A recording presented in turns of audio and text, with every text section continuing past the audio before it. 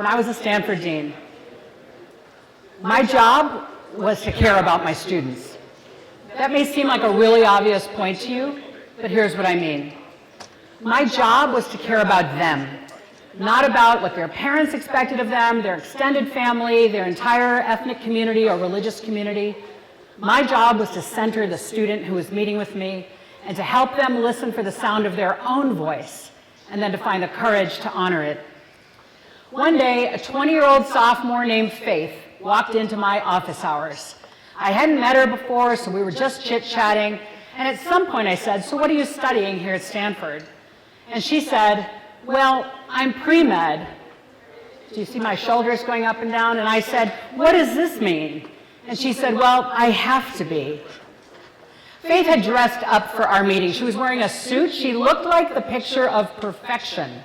But I could hear from the tone of her voice, and I could see in the way her shoulders were shrugging, that Faith wasn't too psyched about being pre-med. So I said to Faith, "All right, Faith, but what would you be studying here if it was just up to you?" And she put her hand up to stop me. She said, "My parents are both doctors. They expect us all to be doctors. I'm the oldest of 3, so I'm pre-med." So I said, "All right, Faith, so how do you feel about that?" And she's like, "Well, not so great. I mean, it's a lot. They pick every class. They allow me to give them a list of electives, but they have veto authority over my choices. And this summer, they want me to put together an internship in a medical clinic that'll look good one day on my med school ads." And I said, "Yeah, all right. How does that feel?" She says, "Well, I just think I need a break." And I said, "Yeah, Faith, I get it. So let me rephrase my question. What would you do this summer if it was just up to you?" She said, "Well, I think I'd like to work with rescue animals." I said, "Terrific. I'm sure you can do that work right here in the Bay Area or maybe even back at home where you live, Faith. What would it take to open a conversation with your folks where you ask them, would it be okay if I decide what I'm going to do with my summer?" At this, Faith's eyes filled with tears. So I softened my voice and I said, "Faith, how are you doing?" She said, "I have a 4.0. Do you think this is what I was asking my student? No. I was asking, are you okay? I was signaling I care. I was signaling maybe even I'm a little concerned. But by this point in her life, Faith was pretty sure how she was doing was her GPA. I have a 4.0, a perfect GPA equals I'm doing great. So I put on my growth mindset hat and praised Faith's efforts. I said, "Faith, wow, you must be working incredibly hard. Most people don't have a 4.0 here, let alone in the pre-med curriculum. You must be feeling proud of yourself, kid, and rightly so." And at this, Faith just shrugged her shoulders again and looked down, and she said, "I just hope that as long as I do as they say, maybe they'll go easier on my younger siblings." You all here at Gunn High School are working incredibly hard to achieve a bright future, and that is good and important. But some of you may be being forced to pursue the air quotes right track, the definition of success that other people think is valuable, a very narrow definition of success held by society or your parents or your peers. And if this air quotes right track feels like the right track for you and you genuinely are interested in it, more power to you. But if the right track does not feel like the right track for you and you're on it anyway, well, that's going to turn out to be very problematic. Because it hurts to be forced to go to med school when you don't want to go to med school, as was happening with my student, Faith. And it hurts to be told you have to be an engineer because you're great at math, even though your soul is telling you, I love the outdoors and I want to be a wilderness naturalist or a forest ranger. It hurts to be told it's not valid to be an artist or a school teacher or an EMT. It hurts to be told your identity or your relationships are problematic. It hurts to be told that your mental health condition or your neurodivergence is somehow not a real thing or something you should just get over. When I was a college dean, I met way too many students who were being forced to do and be what someone else wanted. and they felt they couldn't be and do that thing. They felt they weren't even seen for who they were. It broke my heart. Now, standing here in front of you, I wish I could tell you that I am the superhero of this story, that I've been able to always show up for young adults the way I showed up for Faith that day and in the subsequent months and years to come. But the truth is, if I'm being honest, I'm a mom right here in Palo Alto. My two amazing kids graduated from Gunn High School. And as a Palo Alto parent, I can say to you that I realize now that I made some of the same mistakes Faith's parents were making. Here's what I mean. My son Sawyer, class of 2017, now 23. My daughter Avery, class of 2019, now 21 years old. I love them fiercely as your parents love you, and I thought I wanted the right thing for them, but now I realize that I was not able to see their dreams and their challenges because I was too busy seeing my dreams for what they would be. Here are a couple examples. When Avery was tiny, her teachers began telling us, your kid is very talented in the arts. But at the time, I didn't value the arts as a path out of Palo Alto, so I just praised her for the more traditionally academic things and pushed her in that direction. And Sawyer, whose interests and talents were in biology, which I thought was awesome, unlike his sister, the artist, I could really get excited about the sciences. Well, Sawyer also has diagnoses, dysgraphia, ADHD, anxiety. And as his parent, I didn't take the time to understand the diagnoses. I just thought he's smart. If we continue to push him and support him in excelling in the sciences, he will, and he did, and he did, and he did, until he couldn't. So I have seen the effects of parents pressuring kids to be something they don't want to be, working with other people's kids. And I have been that parent myself. Not proud to say it, but it is true, right here in Palo Alto. And for those reasons, I have made it my professional purpose to try to relieve some of the pressure that kids feel at home in having to be something their parents need them to be, having to become someone or do something that they want instead of what the kid wants. Now, part of my work is about getting parents to change their hearts and minds and their behaviors and their attitudes, and I've worked on that. I've written a book on that subject. I did a TED Talk in 2016 for parents. But I'm here today at TEDxGunnHighSchool in 2023 to help you understand that as young people, you have the ability to actually be in charge of your own lives regardless of whether your parents are ready to make that change. So that's what I want to talk with you about. I want to give you some advice. But first, I want to tell you where this advice comes from. I'm inspired in this work by two different disciplines, very different from one another: poetry and psychology. First, the poetry. There is a famous poem called The Summer Day by the artist, the poet Mary Oliver. And at the very end of this poem, the last two lines say, "Tell me, what is it you plan to do with your one wild and precious life?" Look at those words, listen to them, let me break it down. This is your, no one else's, one, as far as we know, wild, untamed, to be discovered, and precious, of value, rare, life. This is your one wild and precious life. I want you to memorize this. I want you to know it so well that you come to a point where you realize not just can you be in charge of your life, but you have an obligation to yourself to lead the life you want to lead. That's the inspiration I draw in this work, from poetry. The second inspiration for me comes from psychology. If you're to lean into Mary Oliver's statement about your one wild and precious life, you're going to need to possess two things that psychologists have taught us about, and they are agency and resilience. First, to agency. What is it? Agency is basically this sense of I can, or even I am capable.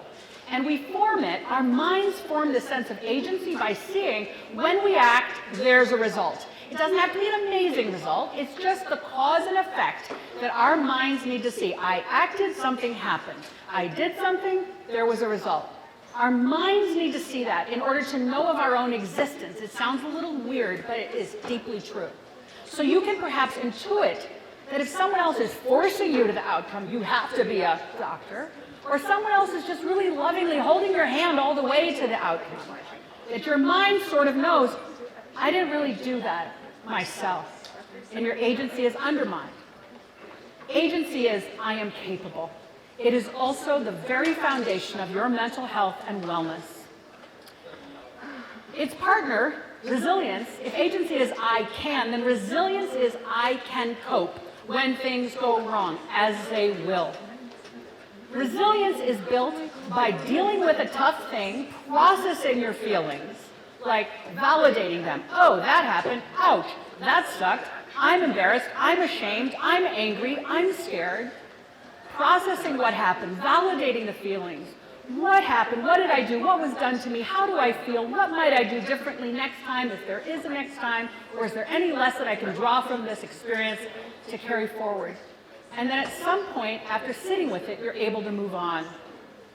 Resilience, like agency, is built and built and built by experiencing it more and more. And like agency, it is part of the foundation of your mental health and wellness. So to summarize, from poetry, this is your one wild and precious life. And from psychology, you need agency and resilience in order to live it.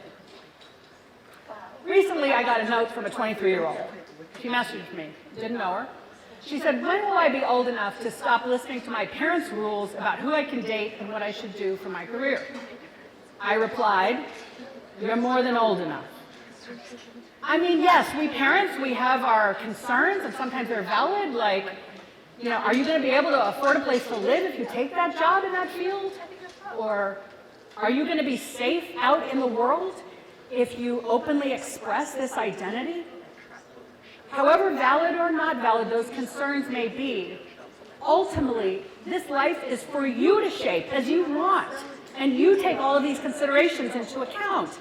I mean, as long as you don't want to be an axe murderer or a drug dealer, you know, this is your choice. I want to acknowledge most of you sitting here in front of me are in high school right now, which means you're quite likely living at home. And quite likely your parents are paying for most, if not all, of your expenses. So they are in charge of you, I get it. What I'm trying to get you to appreciate is, as you age, as you become increasingly adult, you become more and more in charge of what you do with this life. You take up your agency. You strengthen yourself with your resilience. And you craft this one wild and precious life. Now, what I've also admitted to you is that as a parent myself right here in Palo Alto, I have had a hard time getting out of my kids' way. I have had a hard time appreciating it is their life to craft. But what I also know is we parents can be helped by you, our kids, when you dare to have a conversation with us that demonstrates how capable, thoughtful, and mature you are. So, are you ready to hear my plan for how you can have a tough but necessary conversation with your parents? Yes, say some of you. I love that. And yet some of you I know are like, nope, not now, and maybe not ever. You don't know my folks. And if that's you, I want to say, I get it. I want you to have this conversation with someone else with whom you feel safe, like a trusted elder in your life, a trusted auntie or uncle, or maybe a therapist or counselor, even a really good friend or partner, someone who can hold space for you to say this stuff aloud to yourself and to them until you are ready to share it with your folks. But as I go through the 6 steps, I'm going to use the word parents. Just substitute whatever word you need. Okay. So here is step 1. You say, hey, folks, I have something I'd like to talk with you about. Could we set aside time, perhaps tonight or this weekend? They will be a little freaked out by this. That is okay. It means you have gotten their attention. Step 2, it is now the planned meeting time, and you now need to set the tone. This is, after all, going to be a tough conversation. We know that. And so what you want to do is offer praise or gratitude to your parents to help them feel seen in this conversation. So in our families, we have different kinds of language. I want you to pick the language that works in your family with your cultural norms. For some of us, offering praise to our parents or gratitude sounds like, I love you and I know you love me. Or maybe it's, I appreciate you and all you've done for me. Or I respect you so much, thank you. Or, you know, I know how much you've sacrificed. Whatever the highest level of praise you can give your parents, give it. They will now be even more freaked out, and that's okay. Now they are really listening. Step 3, you're going to frame the topic and the format of this conversation. This is where you just summarize. I'd like to talk with you about my future, what I do next year, my relationship, my identity. And I know you have thoughts about this, and I actually want to hear them first. So I'm going to listen as you talk, you're saying to your folks, and then after you're done, I'll go. Step 4.